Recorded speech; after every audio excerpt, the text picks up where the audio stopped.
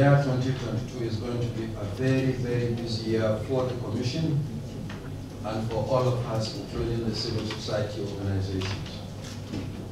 The 2023 general election is just 395 days away, and critical preparations for the election must be concluded this year.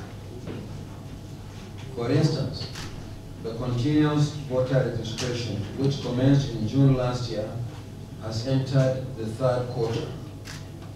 As at Monday, 17th January 2022, a total of 8,260,076 eligible Nigerians commenced their registration online, completed the registration physically, applied for transfer to new locations, requested for replacement of their PVCs, and updated their voter information records.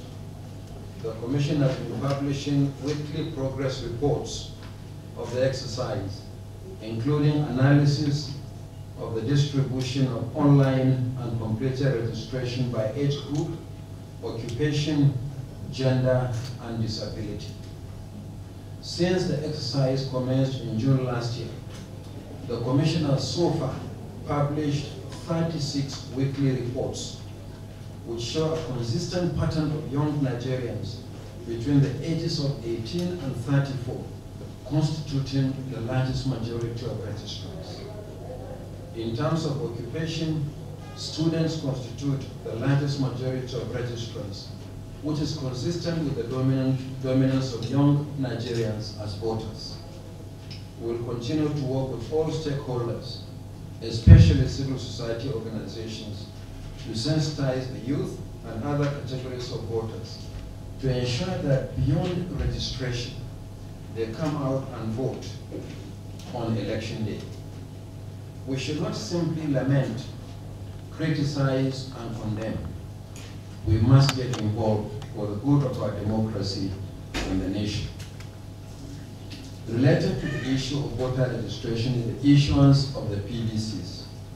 We are aware that Nigerians want to know when their PVCs will be available for collection. We appreciate the role of civil society organizations in encouraging and mobilizing eligible Nigerians who have not registered to do so. At the same time, we want you to continue to sensitize them that those who have registered at any time previously need not register again. For those who have completed the registration, the Commission is right now undertaking the most comprehensive cleaning up of the data to ensure that only eligible citizens are added to the voters register for 2023 general elections.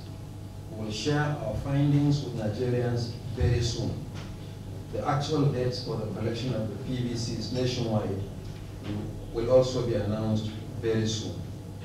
And I must say that at this meeting, we are going to discuss some of the things we are seeing arising from the cleaning up of the voters register. We shared with you what we have seen in the case of Anambra governorship election, and we also shared with you what we saw in the case of the FCT area council elections. We'll have an opportunity to discuss more at this meeting and what role civil society organizations we can play in order to strengthen the credibility of the register. Without a credible voters register, you can't expect a credible election. It is now 24 days to the area council elections in the Federal Capital Territory. Some of the major activities have already been carried out, including the conduct of primaries and nomination of candidates by political parties. Only last week, the Commission presented the register of voters to political parties, while the PVCs for new registrants, requests for transfers and replacement of cards have also been printed and delivered weeks ago to our FCT office for collection by voters. In the next few weeks, the Commission will intensify stakeholder engagements, the monitoring of campaigns by political parties, and preparations for election day activities. On this note, I want to draw your attention to the distribution of voters to polling units in the FCT, particularly the fact that 593 out of 2,822 polling units, or 21% of the total, do not have voters. This is because voters failed to take advantage of the expansion of access to transfer to these new polling units. The detailed distribution of voters to polling units in the FCT is among the documents in your folders for this meeting.